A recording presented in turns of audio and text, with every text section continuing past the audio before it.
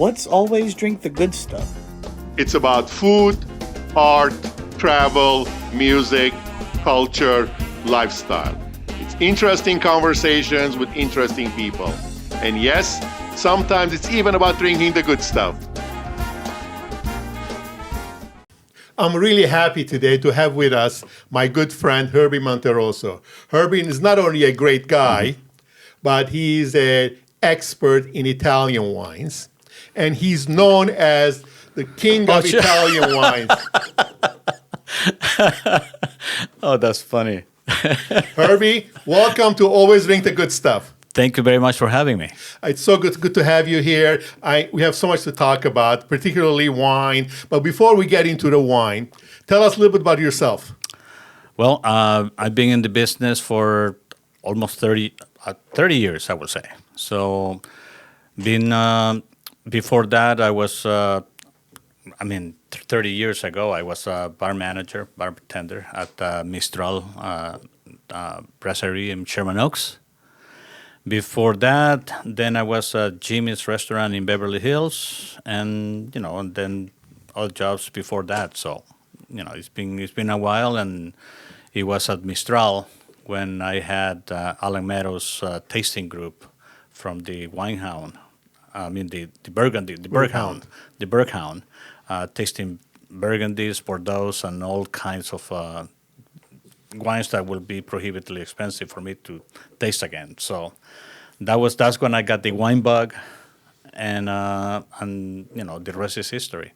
Where are you originally from? I'm from El Salvador myself. So. And wine is not that big in El Salvador, right? No, it's not.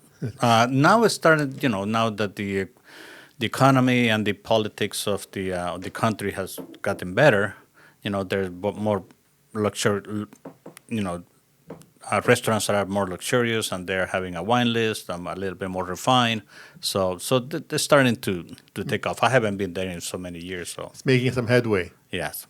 Okay, let's start with going back 30s. As you said, you were in the restaurant business, hospitality.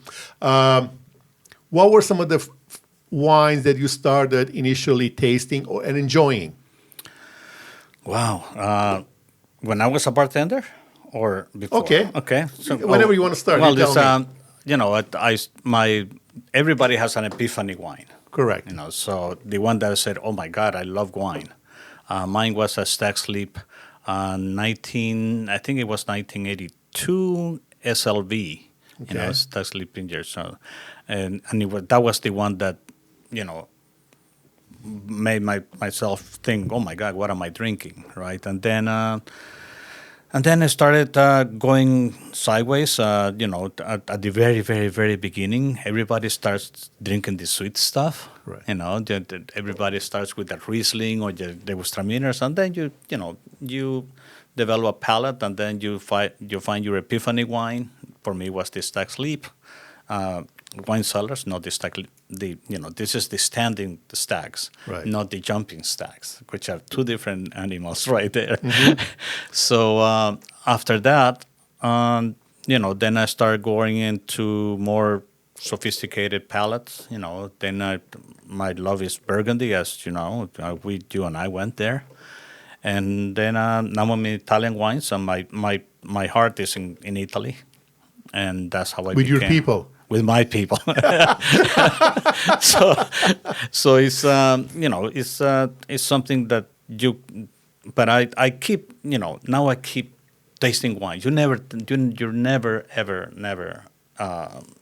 get tired of tasting on something else. If I see you have introduced me to some Armenian wines that I never ever didn't even know about it. So it's funny how that evolution happens when you stay within the wine parameters, so to speak, where you start with the softer, sweeter wines, and over time, as you taste more, as you're willing to taste different wines, your palate changes, it evolves. Correct, and that's the key, willing. Right. If you're willing to step out of the box, out of your comfort zone, then otherwise you'll be rewarded. Yeah, you'll be rewarded or disappointed. Well, which is part of the process. Absolutely, of course.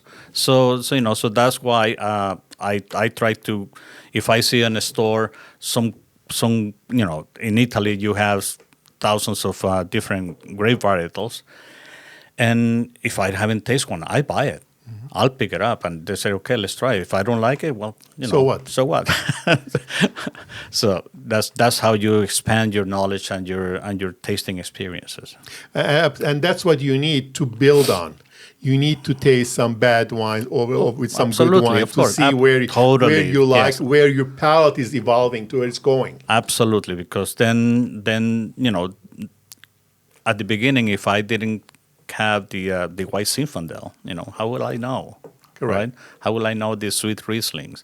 Now the Riesling can have, it's a geeky for many somms. It's the grape that everybody's like crazy about him. Right. So Well, that's not sommeliers, but wine geeks wine. yeah. Yeah, So, the Riesling, exactly. The dry Riesling. You mentioned that you initially started tasting a lot of and drinking a lot of Burgundies as part of your group that you were at Le Mistral. Tell us about your Burgundy evolution, Burgundy journey. At the very beginning, when I was at Mistral, we had Alan Meadows and some members of his tasting group tell me, I said, Herbie, taste this. I said, and they will give me a Bourgogne, just a village Bourgogne. And then they will say, now taste this one. So that was my initiation on Burgundies. And, it's going like I will have 3, 4, 5 glasses on the bar and saying, okay, so, and I will be curious. I will be asking questions. And they were very, very, very encouraging, for me to learn. And I still know Alan, so I don't see him as often as I would love to, but it's the one who put the little thing on my brain and on my palate. But I think you said the key word. You were curious. Curious, of course, absolutely. And not only what the next class was going to taste, rather how that next class was going to taste an hour from now.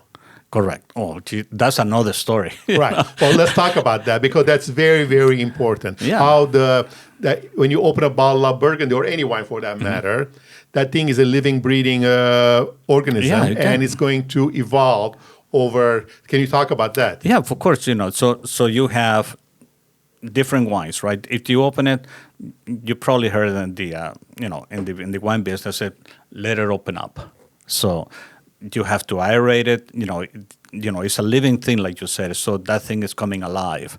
From the first sip to the last sip, that wine has evolutionized, and it's almost like a different flavor profile every time that you take a sip. I used to represent in my last job, right, with Lira. We have this Lambrusco di Sorbara. It's called Radice, and it's a natural wine. And then you will have sediment at the bottom, and you have the option of turning it around, and making it cloudy. It doesn't interfere with the, it's not a bad thing, by the way. But it's if you don't go like this, shake it. You can just pour it, and every time that sediment will come into your palate little by little, and then it will be, almost a different taste all the time. And in wine, whites, reds, or even sweet wines, they develop, they develop insanely, drastically. Absolutely. That's why I don't usually, decant wines if I don't have to, because I want to see the progress, the change that bottle of wine is going to go through from the first sip to the last sip. Okay. I like Yeah. that evolution, and you definitely taste it, and in the both in the in your mouth and on your nose. Yeah, and then that's why you always have to buy at least 2 bottles. so Yes. or buy the case and then you taste it first.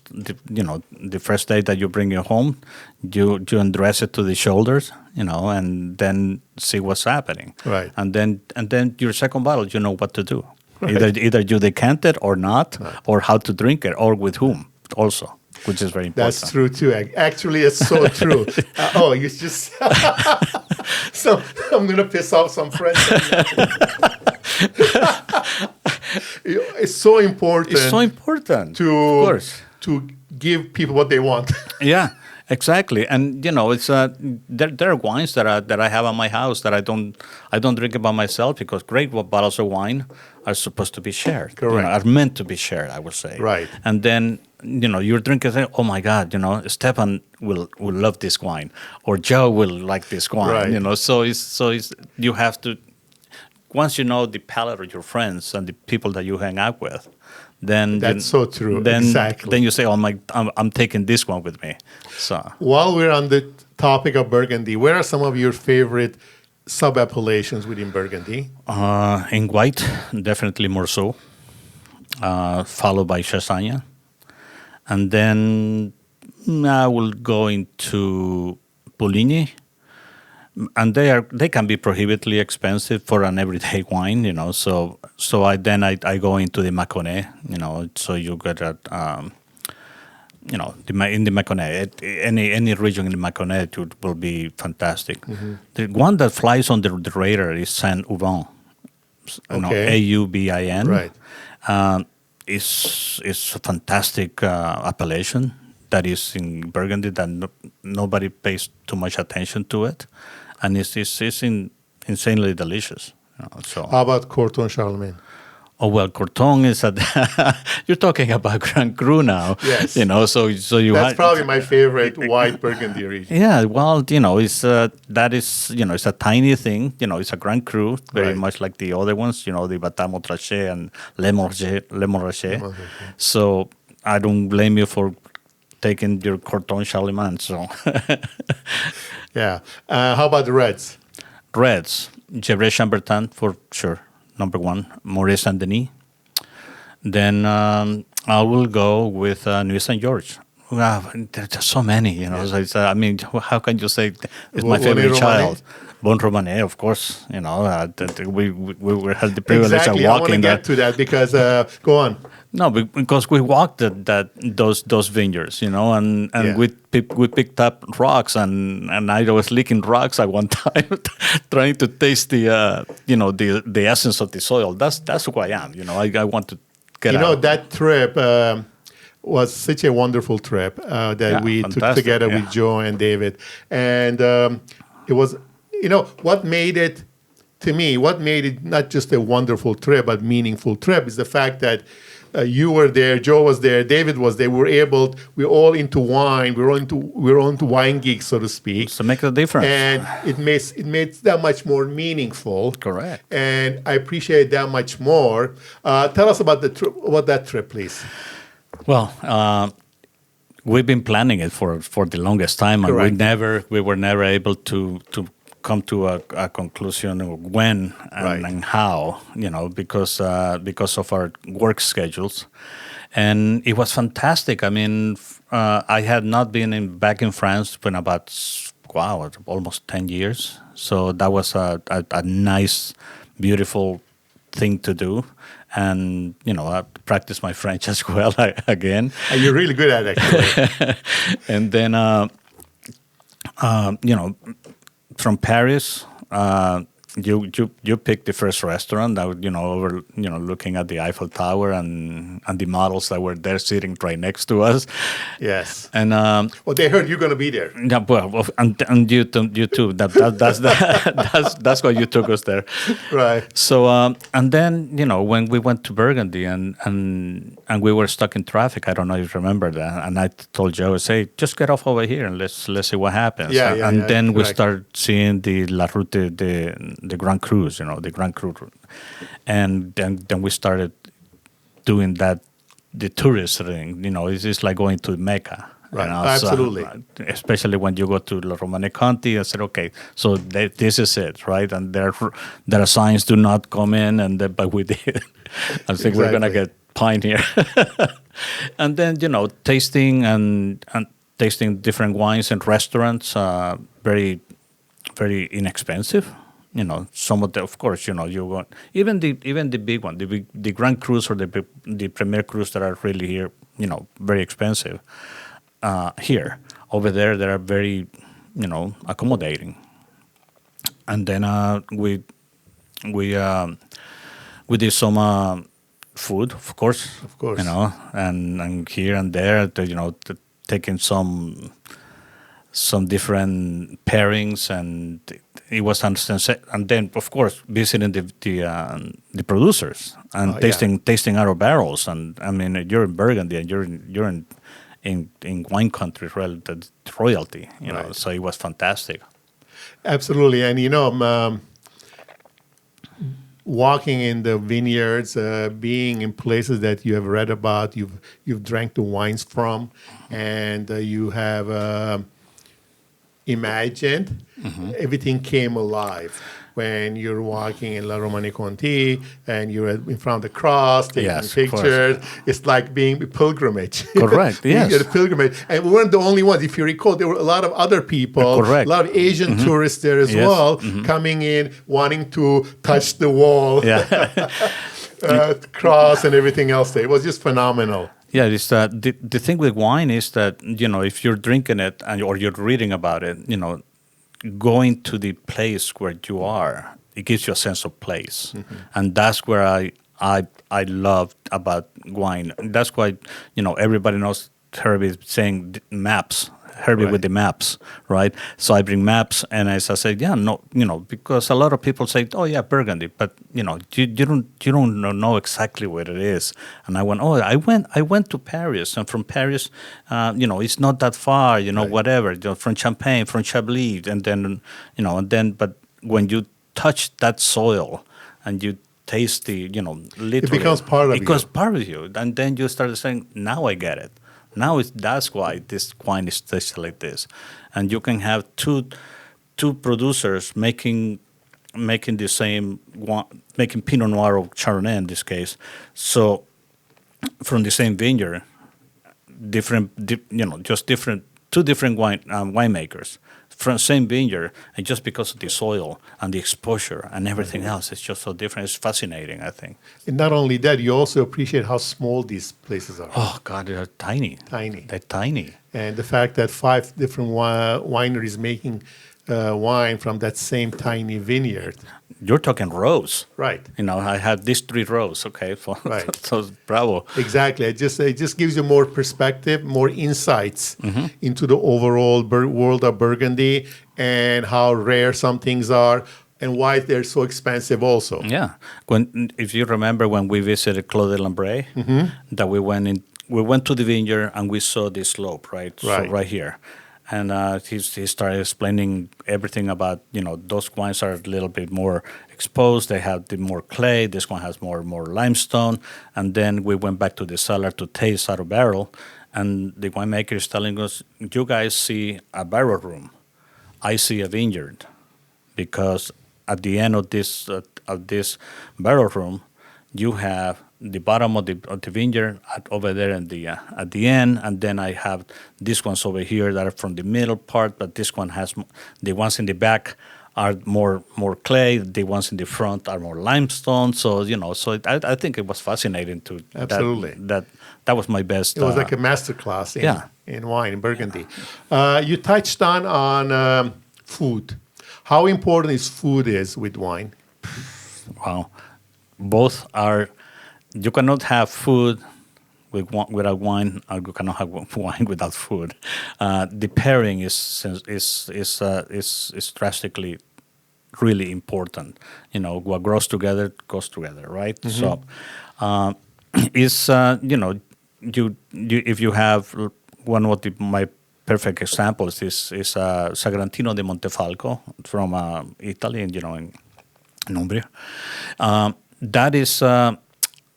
a wine that is super tannic. Probably Sagrantino is probably the best, the most tannic grape in the world. Wow. Okay. And if you put that by itself, it just grabs you here. You just like, ugh, they need age for one thing.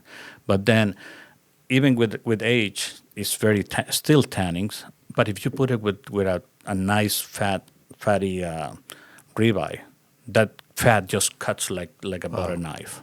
So tannins love fat.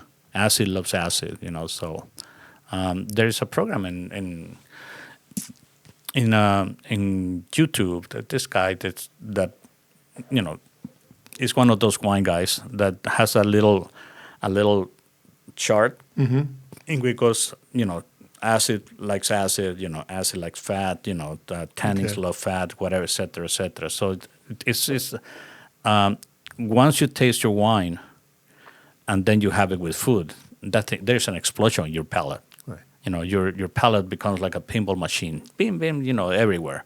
And then say, oh my God, this is something that is really sensational. And then you had it by yourself.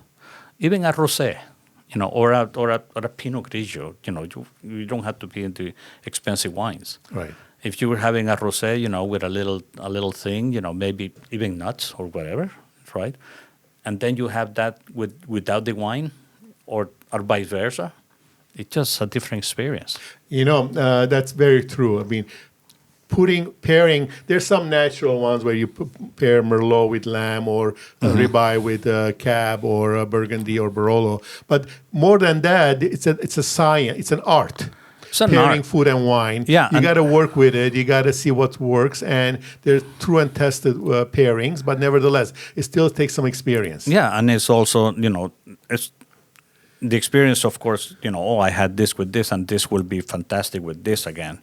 But one of the things that people have, how do you say it, very stuck in it with, right, is that chicken and fish is only with white wine. No. Of course, you're not going to put a tannic wine, a very bold, full body wine with a fish. It will kill it. Right. It will kill both of each other. So Pinot Noir, some Schiava with fish, fantastic, or with chicken, so. Or a young Burgundy with sushi. Oh, Burgundy and sushi. Burgundy and sushi. Perfect pairing. Yeah, I mean, not to mention, I've learned that it's beautiful. It goes very well together. Burgundy and sushi, no question Absolutely. about it. Champagne also. Yes. Well, yeah, okay, definitely. I mean, champagne, it cleanses the palate every time you eat it. Yeah. It's wonderful. It does the job of ginger, I suppose, yeah, in a way. But we also went to Champagne on that trip. We went to Champagne, yeah. What are your feelings about? I know you like champagne, particularly champagne. Vintage champagne. Yes. Tell us about that, please. Well, vintage champagne, or champagne in general, I will say, let's start with champagne in general. Okay. That is, I think it was, I can't remember who said it. Said it. I drink champagne when I'm happy, and I drink champagne when I'm not. And champagne is not only for celebration. Right. It should be an everyday drink. Obviously, it's not that inexpensive. It's always a little bit in the mid to super high. And then you have your vintage. That's where palate start developing more, and you get more nuances from the producer, more so than the regular bottlings. Once you go into vintage champagne, you can see this more so the style of the house. Of the champagne. Not necessarily that is the only way, but you see more pronounced the differences between, let's say, Moet Chandon from Piper Heidsieck or Laurent Perrier. So you see the care and love that just a different style from the winemaker. And it just creates a whole different dimension to your tasting habits. Yeah.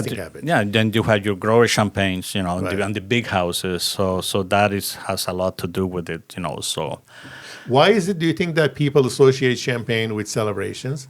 It just poor marketing on the side, on the part of the champagne producers, or It's bubbly. right?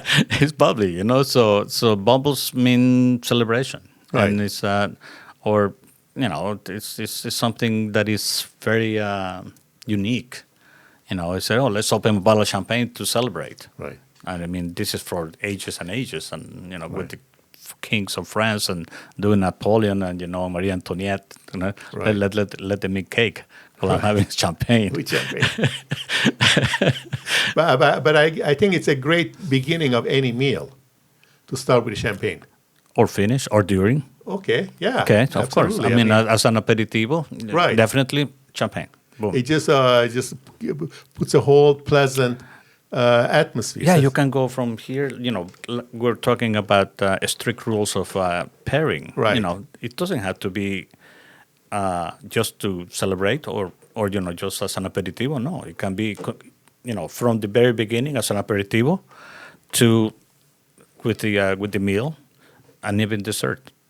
So. Yeah, with cake. I mean, Okay, I mean yeah.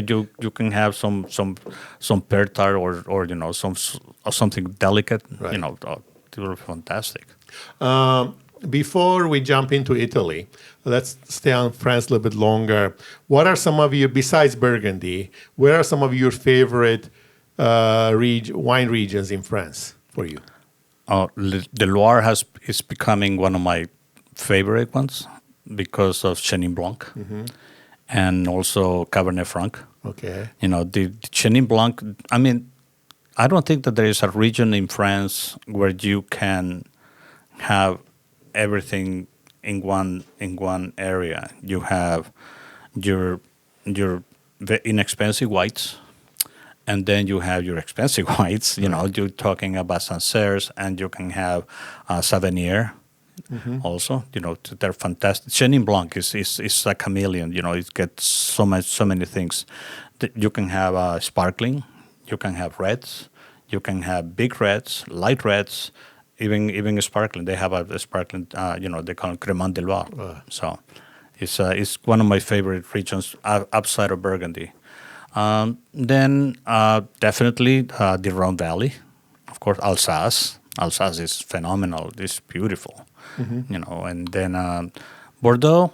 I like Bordeaux, but I tend not to. I don't drink them that much. And if I drink Bordeaux, I like them good age. So Is it because they tend to be Cabernet Merlot blends and they tend correct. And you're not a big fan anymore? Or Anymore? Has your taste buds evolved again? Yes, it's. You know what? That's a good question. I don't know why is it that my taste bud has canceled Cabernets. So very much like I don't drink California Cabs. I mean, rarely if ever. Will I drink some rich? Of course I will. But Right. it's but going to Bordeaux, it's just Cabernet blends are not my cup of tea. Will I drink it if you offer me one? Absolutely, of course. So and everything also depends on what you're pairing it with. Right. For me, wine should be. I want a wine that can take me from having a sip to having it with meal and finish. So it's something that Bordeaux is very rare to do. White Bordeaux is a different story. I love white Bordeaux. I mean, we don't get many here. I would say they're not easy to find. Right. I mean, they're not easily available. Let's put it that way. Because they're not that much in demand for it all. Correct. It's like if you go to Rioja as well, right? And you don't see too many white Riojas, Right. Right. So same. How about the northern Rhone, Côte Rôties, or Oh God, that's a different animal as well. That's the or the down south in South Châteauneuf-du-Pape? Châteauneuf-du-Pape. Love them. I tend to go with the blends more so. So in the south, I go into Côte de Rhônes or the Rhône Village. Okay. And then do I like Côte Rôtie? Absolutely. How can you not? Right. But I like to stay with the Châteauneuf-du-Pape down. Blends. I was in Lyon year and a half ago. I took the train down to Avignon. Nice. On the way back, I took the slow train not the express one. So it went next to the Rhone River. It just the Oh, how track beautiful. it was a spectacular 3 hours, and the train kept going through all the little towns. wine regions, Hermitage. Oh, you see the slopes, everything, which is spectacular. I never been to the Rhone Valley. So, Yeah, it was spectacular. I didn't go to Châteauneuf-du-Pape, but when you take the slow train, it goes to all the villages. On the way there, it took me an hour and a half. On the way back, it took me 3 hours, which was perfectly fine. It runs next to the Rhone River, so you go through vineyards, through forests, Wow. villages, spectacular, and the famous slopes of the Rhone Valley, where they're on the steep Yeah. slopes, spectacular. wow. One day. Now that's what I love about traveling. You get to experience things, whether you're looking for them or surprises, Yeah, which were the whole big part of discovery. That's to emphasize what I told you. I said it's a sense of place. When you say, "Oh my God," people don't realize how steep these hills are. Where they, Right. they're like this. Yes. So, and it's a labor of love to be handpicked. There's no way that a tractor is going to go there, right? Right. Another region in Spain called Priorato. So even mules are very scarce because whatever they have, somebody already bought them and use them, and they're steep like this with that's slippery slate, So doesn't in Priorat, no, in the Rhone Valley is a different animal, Right. but it's still very steep. Very steep, absolutely. Labor of love. And Same thing in, I haven't been there, but I will plan on going, is Portugal. When you go around Porto and all the steep mountains you have there, I'm looking forward to going there one of these days. I haven't been there yet, but it's something on my list of places to go see, experience. No, I need to be more versed in Portugal. I don't, to be honest. There are so many so many grapes, Gary varietals that I have no idea who they are. So, that's the same as Greece. I've been to some of the vineyards in Santorini and in Crete, where in Santorini particularly they grow this white grape called Assyrtiko, Yes. which is a very nice wine. Yeah, very nice. Very high in acid, and goes very well with food again. But we get some of it here right now, but I'm not sure what we're getting anyway. Do you have Retsina? Yeah, I'm not a big fan of that. I'll pass on that one. No, Retsina is like, no. No, exactly. Wine of last resort? If that. If that. Okay, now let's talk about Italy.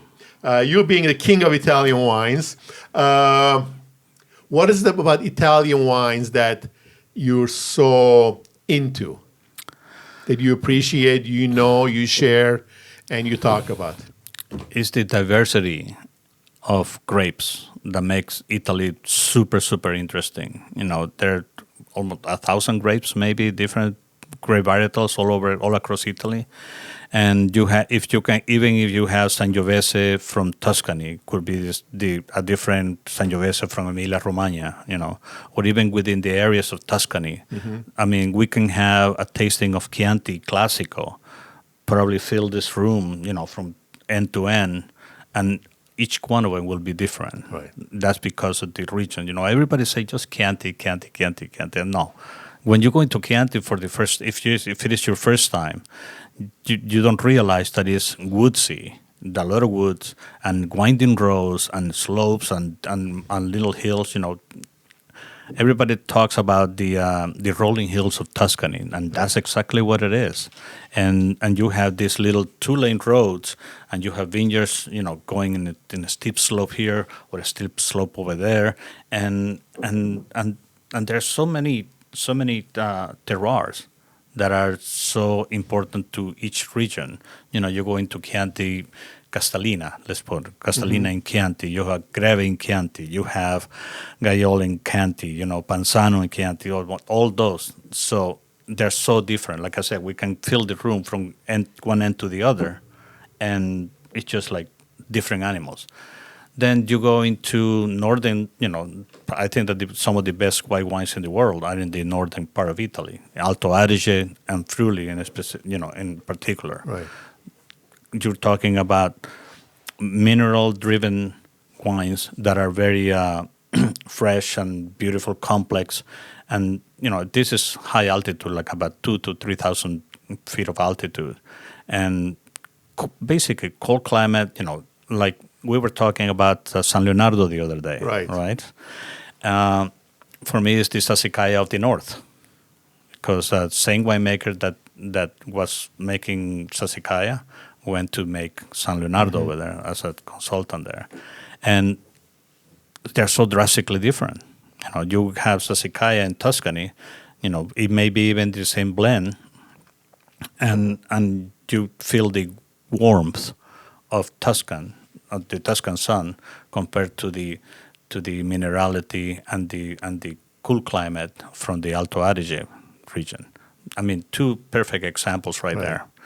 Then you go into Veneto, you're going to your Amarones, Prosecco, so Suave, it's old. I mean, when you have a map, then you start seeing the diversity of Italy. Then you go into what I call the bargain basement, not because it's bad, but in the south of Italy, so you're going to Sicily, going to Nerello Mascalese, which a lot of Piemontese producers are going there because they see a lot of potential. Gaia is already there. Giovanni Rosso is already there. So, and they're making spectacular wines in Mount Etna. Then you're going to Calabria, you go into Puglia, you go Sardinia. It's amazing. Campania. Then you get your Aglianicos. Your Fiano de Avellinos, your Falanginas. Fantastic white wines that are not overpriced. So, on a interesting fact, I'm reading the book, Piero Antinori's book on Hills of Tuscany. The people who make Sassicaia, people who make Ornellaia, people who make Masseto and Antinori's, they're all related. One of them is his brother. I didn't know. And they're related. They're in the same family. Wow. Interesting, huh? Interesting, yeah, I didn't know. And his family used to be in finance, in banking. And they financed one of the French wars, one of the French kings. The king could not pay him return them funds. So the bank went bankrupt. This was 800 years ago.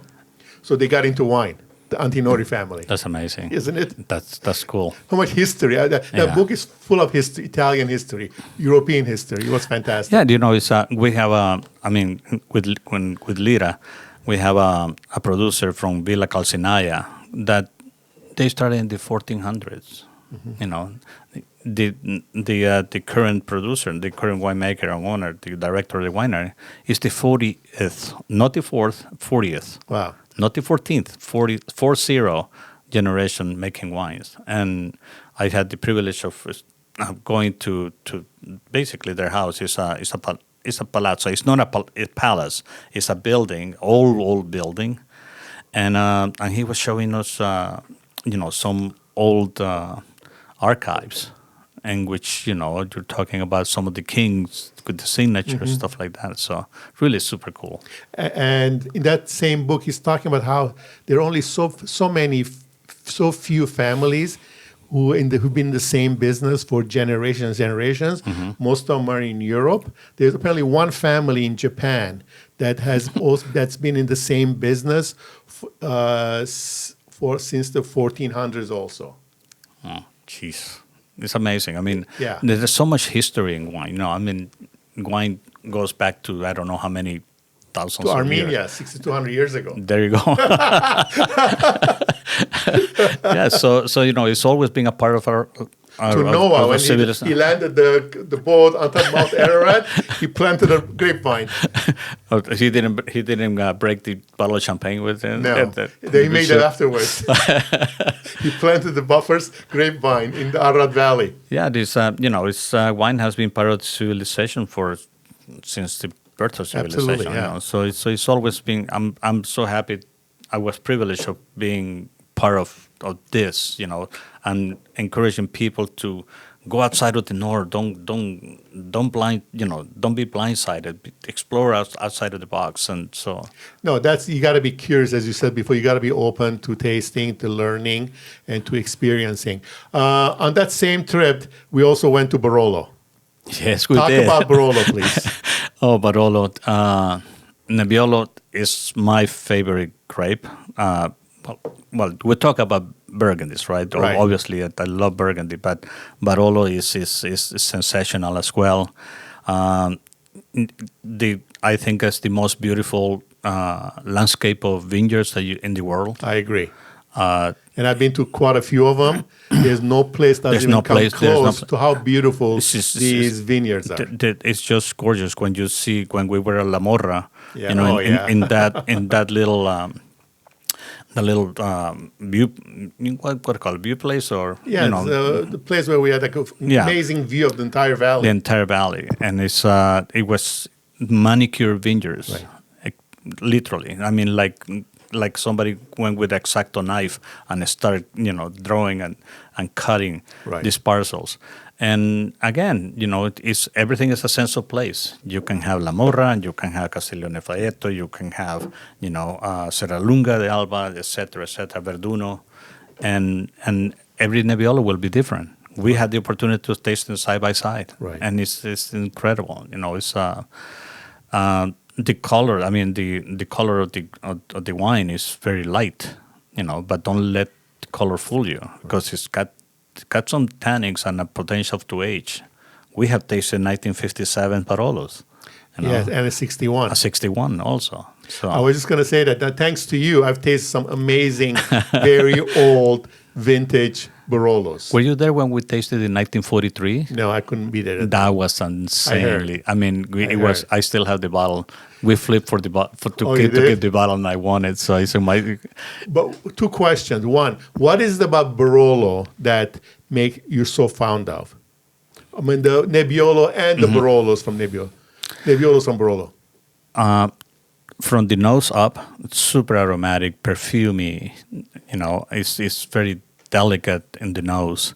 Then when you put it in your palate, it's just like, obviously it depends on the producers, all right? So it's just like this beautiful, gorgeous character that Nebbiolo has that particular way of doing it to you. Is that, they call it the tar and roses.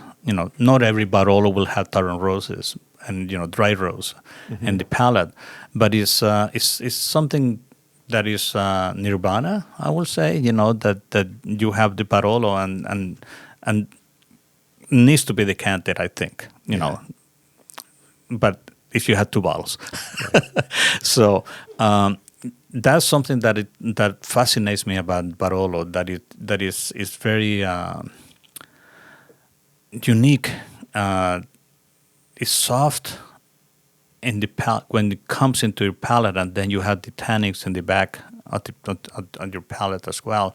So it adapts to so many dishes, So we had pasta, we had meat, we had mushrooms, we had all this plethora of dishes in front of us, and cheeses even, So the versatility. Veal with tuna. Oh yeah, the vitello tonato. Yes. Yeah, we had it in every table. Absolutely. And so it lends itself to go through many ways, many directions, and then at the end it's just and they age forever. I mean, like I said, 1943, 1957, 1961, 71. I had one that I had a. And what is it about the aged Barolos that become so much more meaningful, so much better, so different and so unique? That's when everything just like Comes together. Comes together. It's opening a bottle of 2021, 22 Barolos now is something like a sacrilege. It's too young. Right. You have to let it. It's a living thing. So it's like a little kid. It's gonna. You have to teach it to come up and have that To play nice. To play nice, correct, exactly. So all Barolos is we have had them, and they don't compare to, you have a 1971 and you have a 2021 is drastically different. The nose is a little bit like almost like some balsamic, in a good way, very aromatic, and then all these flavor profiles that are typical with Barolo are coming into a sense, and then it just the tannin has softened considerably, but it's still and you have the good acid in the back as well. So there's nothing like old wine, and Barolo among them at the top. And acid is crucial, right? Acid is crucial. Yeah. Without acid, it's not going to last. Without acid and tannins, no, it's not going to happen. It's going to die. What would you pair with a younger Barolo? Big steak. You need the fat? Yeah. And you need the fat. Tannins love fat, and fat loves tannins. That's the rule number one. Very much like Sagrantino Montefalco that I was telling you. That will be my, mushroom risotto. Oof, yeah. Something like that. What else? Maybe duck.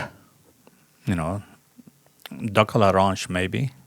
Something Some else. kind of deep sauce. Yeah, with a deep sauce, correct. Like wine sauce, with a Barolo sauce, maybe. Some short ribs. Short ribs. Yeah. And how about with a braised. really old Barolo? What would you pair with a really old Barolo? I will go with not too bold flavors. Like maybe softer, milder. Risotto. Again, risotto with mushrooms, or let me see. I will even put it with salmon, Interesting. duck. Duck I can see. It is soft. It's a softer Barolo, so it's almost like a Pinot Noir at that time. I mean, Okay. in the when you're talking about 70s, 50s, Right. They're very rare to come by. In auctions you can find them, but you're gonna have to pay a hefty price, right? Right. So, If you're into wine, you also have to be into food, right? yeah, of course. I mean, that's how I look at it. That's how I am. Yeah, of course. We need both for a better experience, for a Yes, fuller of course. experience. It goes, side by side, Right. side by side. Whenever, especially in Europe, wine is part of the meal. Right. Even when your the kids, they put wine with water, in a little tumbler. Oh, really? Yeah, and I'd actually in the past, I know that that they were giving in the schools as well. I mean, yeah, I think I've heard about that in France, particularly. in France, correct. Particularly, yes. Going back to Italy, you mentioned, we talked about Barolo, we talked about Tuscany or Sicilia down. Where are some of the up-and-coming regions for wine in Italy? At this moment, the hottest is Mount Etna. That's the hottest. That's where everybody wants, and and we've seen the evolution of Mount Etna coming. 5 years ago, it was you could find a bottle of wine for $20, right? From Mount Etna. Now you're lucky you find it for under 30 or 40. So, and they're even more expensive now. I think that's the hottest one. That's why Gaia is down there too. Gaia is down there. So another one. Sardinia has always been, a hotbed for good producers. There's not much land, obviously, so you have an island there. But the Vermentinos from Sardinia are becoming very, very popular. Most people who drink Italian wine drink Chianti, right? Yes. And not necessarily the best Chiantis. Correct. Unfortunately, yes, Yeah. it's true. What would you advise them to do? Where else should they look for as a stepping stone into different Italian wines regions? You know what? That's a good observation. A lot of people are intimidated by Italian wines. If you go to a store and you see an Italian section, it's like, wow, where do I start, right? That's why it's important to have a place where you go and buy wines and know the wine guys there, Right. so they can guide you. What my first question would be, what the price point? What is that for dinner tonight? What are you having for dinner, etc., etc. But I think a lot of people know Chianti and Pinot Grigio because those were the standards, right? And they've done a good job of marketing. They did. But again, I was telling you that we can have a Chianti Classico or Chianti, regular Chianti from here to there, and we still not cover the subject. Right. I will say, jump into southern Italy. It's some Negramaros, some... Where price is still reasonable. It's very reasonable. You can get out of the store with a bottle of wine for under $10. Right. For me, finding a bottle of wine that is $10 to $20 is a feat. It's really cool because it's a bottle of wine that you can have at your table every day. Mm-hmm. If you do the math, if you need wine every day, at 10, let's make round numbers, $20, right? Tax and everything included. $20 times 7. 140. That's 140. Let's round it out to 150 times 4 a month. 600. That's $600 a year. So 70. Yeah, 72. so $600 a month. That's the payment of a car. But you're having a better life experience. Yeah, but it's so you can find Trader Joe's, some of the markets. Actually, I don't have to send you there. A wine shop, a regular wine shop, your corner wine shop. If you tell the guy, I like Chianti, I like Pinot Grigio, where should I go? That's the best advice that I can tell people. So they will guide you into what to drink. Mm-hmm. For the price that you want to pay and your flavor profile. If you want to be a little adventurous, then the wine guy will tell you, try this, because if you like this, and bring it back if you don't like it. Right. That's my thing. But that instills confidence. Oh, absolutely, of course. And educates them. And education, and then you're drinking outside of the box already. So and they say, oh, I like this, I like that, and they take pictures of the bottle and say, do you have this? So. To your point, I was in Italy in last March. I was invited to the Chianti tasting reception. Mm-hmm. There were at least 100 different Chianti producers there. And it was just mind-boggling. It's mind-boggling. That's only a small percentage of overall Chianti producers that are in Tuscany. Yeah, in Italy, it's crazy, right? So... Chianti is a large, relatively large appellation. Mm-hmm. You have Chianti and you have your Chianti Classico area. And then the styles, the soils, everything can be so different. So. And by the way, I'd been to some other big wine shows. Vinitaly is up there among them. It was spectacular. It was a great experience. Better than Pro Wine?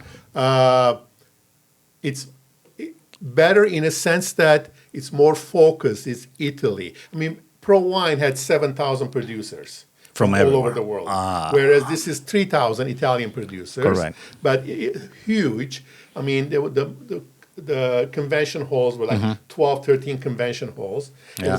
There was no way I could have visited all of them. No, you had in Vinitaly? Yeah. Vinitaly is crazy. Same thing with Pro Wine. There's no way you can visit all of them. You have to focus the regions you're interested in and the people you want to meet, and that's that. For those viewers that don't know what Vinitaly is like, it's like having about 11 pavilions the size of Costco, more or less? More, yeah. More, having 11 convention centers like Las Vegas. Yeah, correct. So let's say a Costco building filled with producers of one region.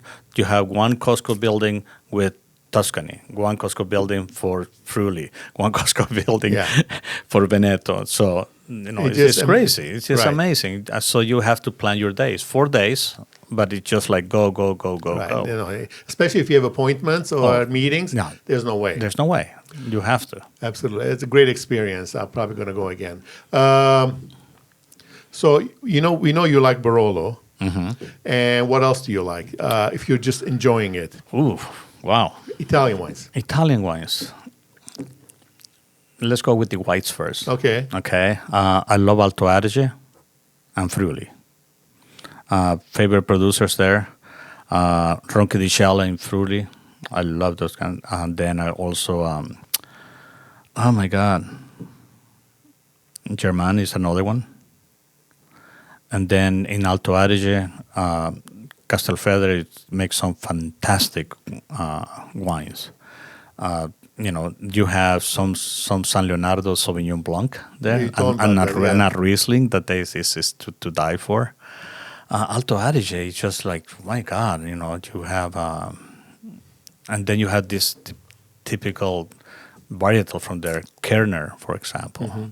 It's one of my favorite grapes, super aromatic and definitely delicious wine. Then I'll go into southern Italian whites. You got Vermentino, which is phenomenal, especially for the summer. Then you're going to Sicily from some, oh my, Grillo. I almost forgot. Yeah. Reds, definitely Barolo, Barbaresco, Nebbiolo in general. In Tuscany, Sangiovese, of course, but depending on where it's from, I like Morellino di Scansano because it's a lighter style of Sangiovese, generally speaking. In southern How Italy, about super Tuscans from Tuscany, like the Bordeaux blends?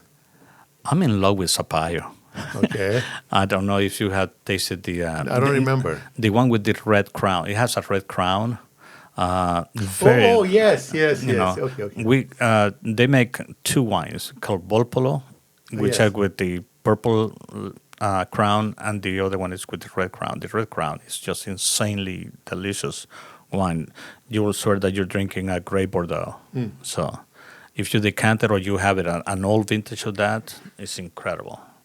Brunello di Montalcino, of course. I love Brunellos, depending on the producers as well. It's different styles, depending on the position, related to the Hill of Montalcino, especially if in the north.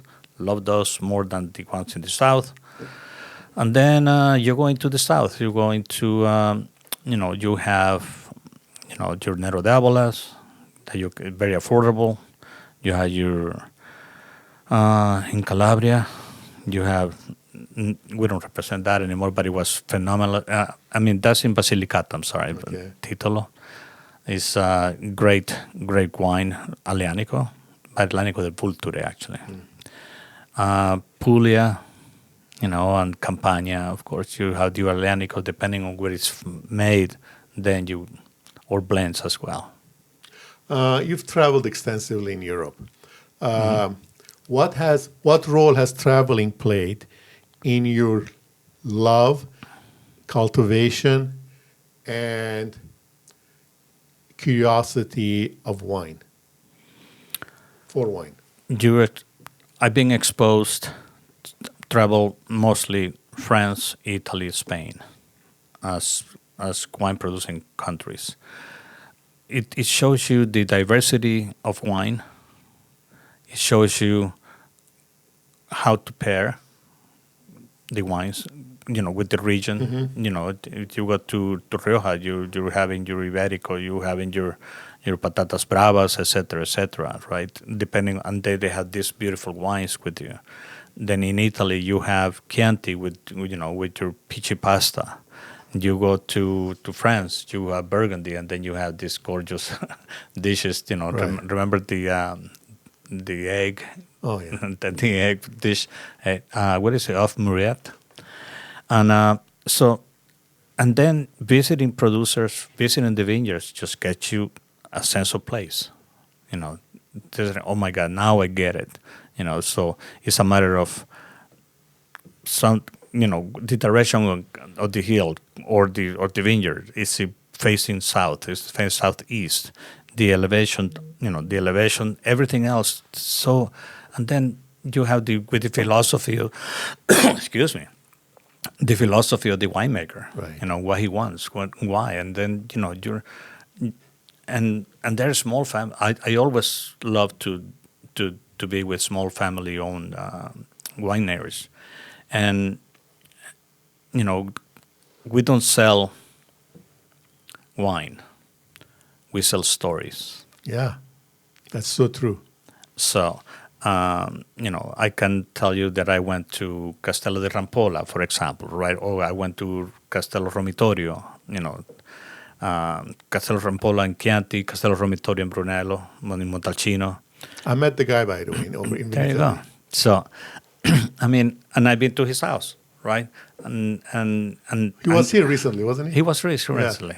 We went to Bakersfield to do a I wine saw dinner. that. That's right. So, and he goes into the vineyards and he explains it to you what's going on there. Why is this vineyard planted this way, Right. and the other one is planted this way?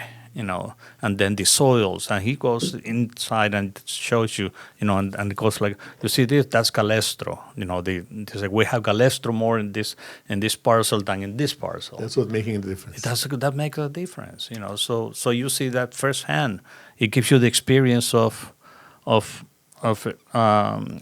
witnessing, Feeling, tasting. Yeah, feeling, tasting. That's that sense of place that you want to have when you're. So if I'm presenting with a bottle of wine, I said I've been there. I tasted this, or And that's very gratifying, by the way. Oh, absolutely, It's good yeah. for the soul. It's absolutely good for the soul, especially when you're drinking it. Right, absolutely, absolutely. Well, listen, I really appreciate you coming here. I've learned Thank a you. lot from you over the years.